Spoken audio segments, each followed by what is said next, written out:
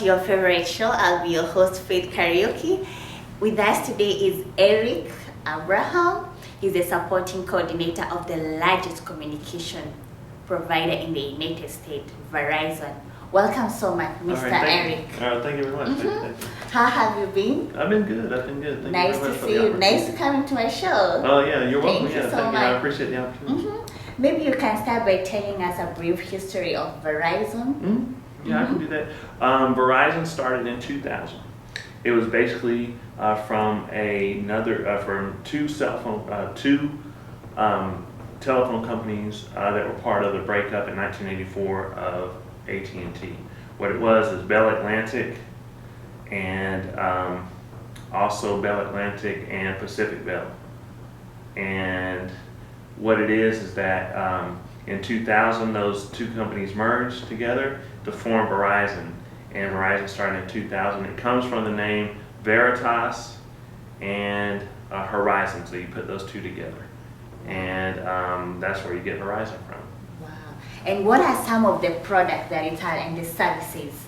We have 4G network, the largest 4G network in the entire United States. We are actually the true 4G.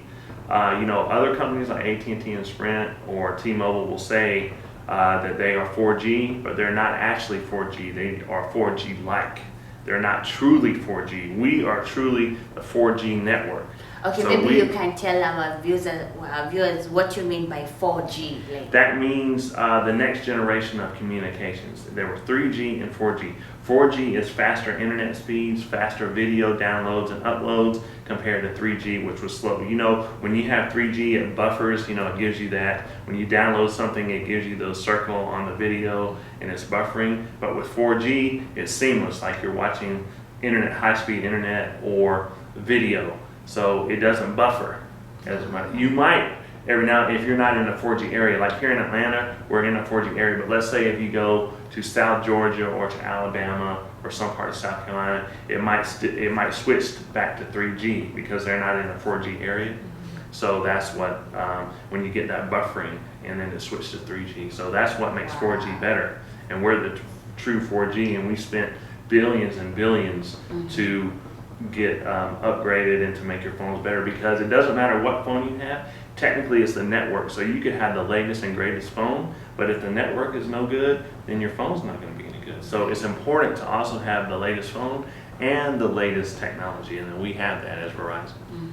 And some of the services that it offers, I understand you've come up with the iCloud, the iPhone 5. Right.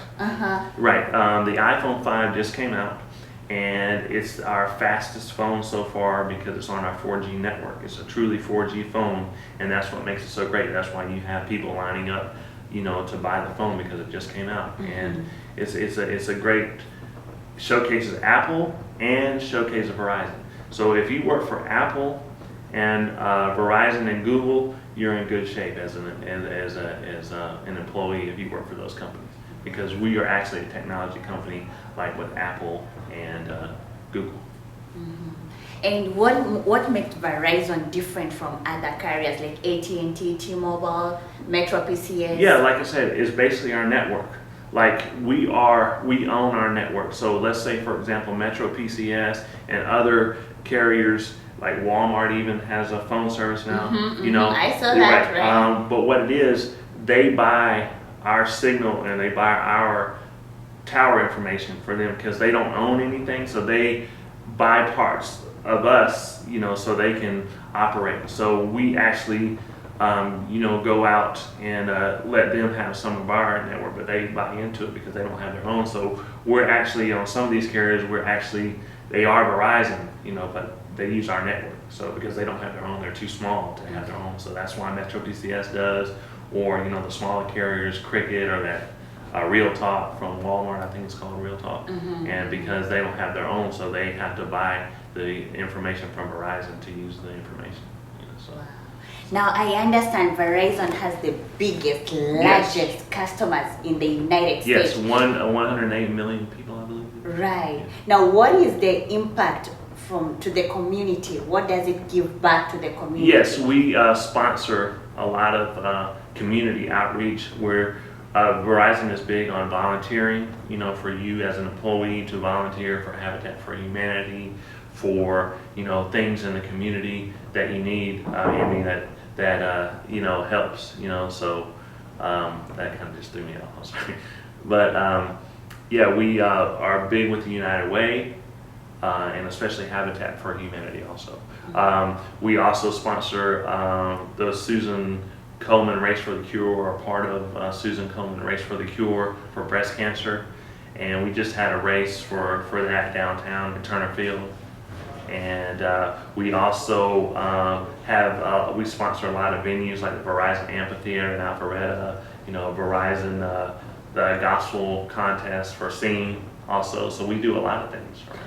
Okay, when you say to sponsor, if an individual or a company would come to you and try to ask for some sponsorship, how do you go along with that? Well, we have our legal department, and you would have to go through the channels through Verizon to see if Verizon will sponsor it. So it has to go through those channels too.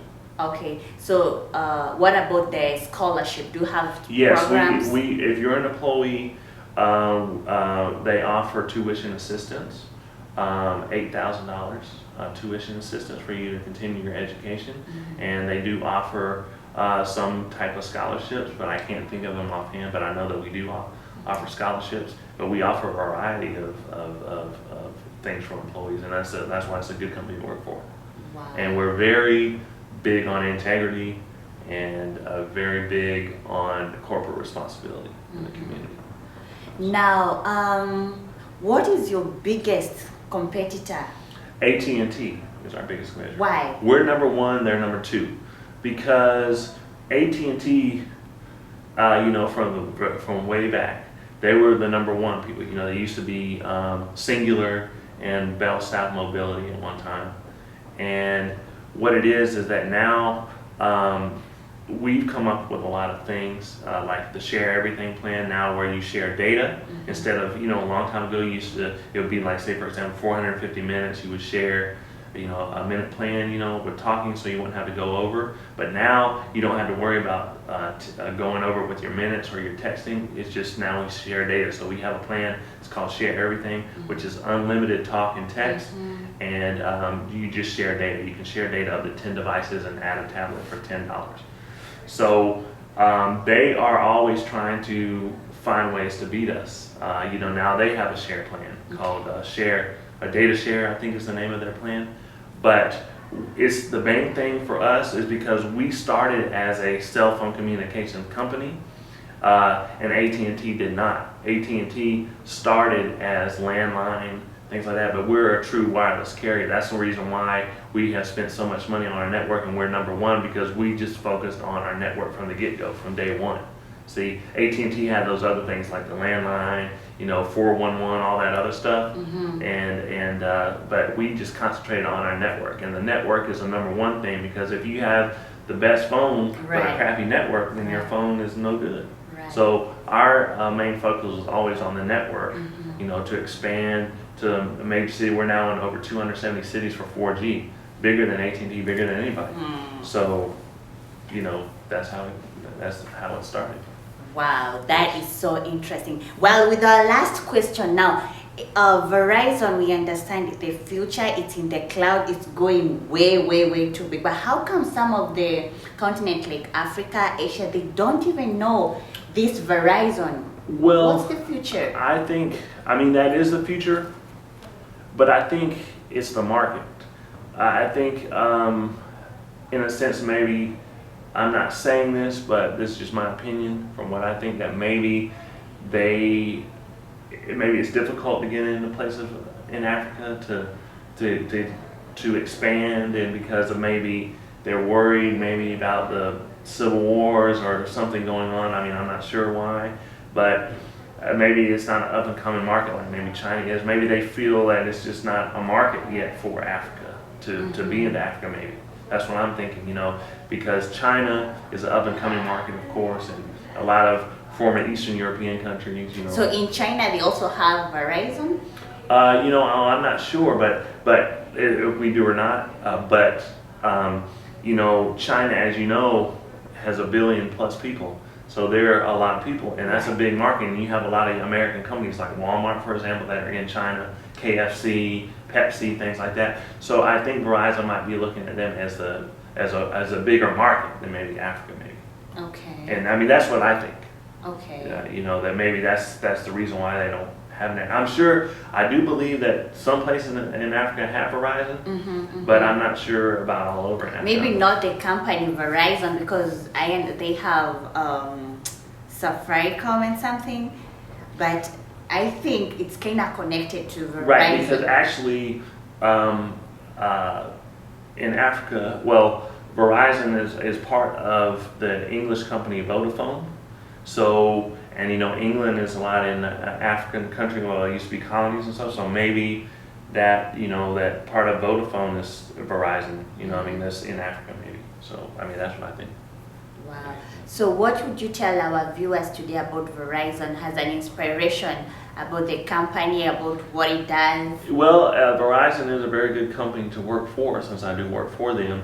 And it is very, like I said, the culture of Verizon is always thinking ahead, always trying to think of new things. Like, for example, we are working with a lot of banks with their ATMs. Like in the future, there might be where instead of you going to, like if you're at the ATM and want to withdraw money, let's say for example, and you say, oh, I need to go to the branch to ask a question about this or that or whatever. It might become a time where, and this is what we are mainly working on now, is that if you go to the ATM, you can talk to a live person on the screen on the ATM. Like if you want to ask a question, let's say for example, I'm at the ATM and I have a question about, oh, you know, what about I'm going overseas about global services or something, or I need to talk about my account. I can just press something on the ATM and then you can come on the screen and answer my question. Wow, that is good technology. Yes.